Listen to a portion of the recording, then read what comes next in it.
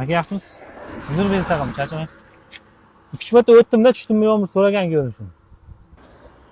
Tushibsizmi? Necha tushibsiz ekan? 70 haydagamiz. 70? Ha, beri 60 dan. Bu nima qilamiz? O'chirib olish iloji yo'qmi?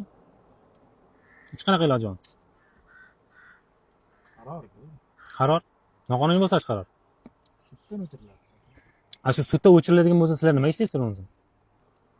Prezident qarori bo'yicha 2024-yil 17-dekabrmidi, 24-dekabrdan xullas dekabr oyida bitta qaror chiqardi-da, ichki ishlar organ xodimlari tadbirkorlik subyektlari bilan faoliyat olib borish mumkin emas, yordamlashish mumkin emas, ular bilan qo'shma ish olib borish mumkin emas degan qaror chiqardi. Sizda bu qo'ygan narsangiz tadbirkorniki. To'g'rimi? Lekin siz faoliyat olib boryapsiz hozir. Nimaga prezident siyosatiga qarshimisiz? Buni qarshi ishlarga qo'yaman. Kimdan so'rang? Men rahbaridan so'raman. Siz ismingiz kim aka? Zokir Ergashev. Zokir aka Ergashev. Bugungi chistomiz aka, qarang. 22-may ekan. Zomin kelib turasizmi siz?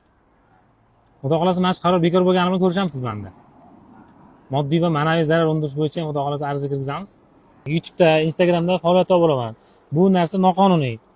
Oddiy sizga bitta vajini aytdim-da hozir men.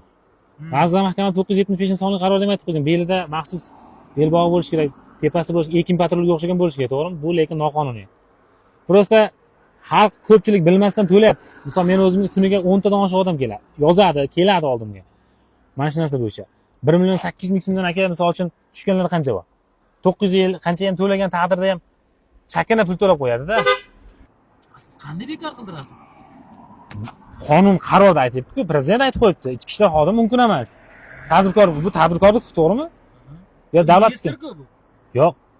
Investor o'sha nima degani? Tadbirkorlik degani. Qarang, bu investorni jalb qilish bo'yicha o'zining alohida qarori bor. Xo'p, lekin o'shanda ham bor-ku, reglament bergan-ku prezident.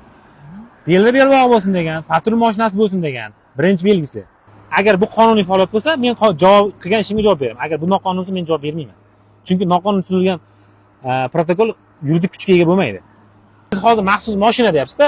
Men misol uchun hozir pajarniga, skoriga yo GAI mashinasiga yo'l bermasam, menga 5 ekat yoziladi, to'g'rimi? Sizga yo'l bermasam 5 ekat yoza olasizmi menga?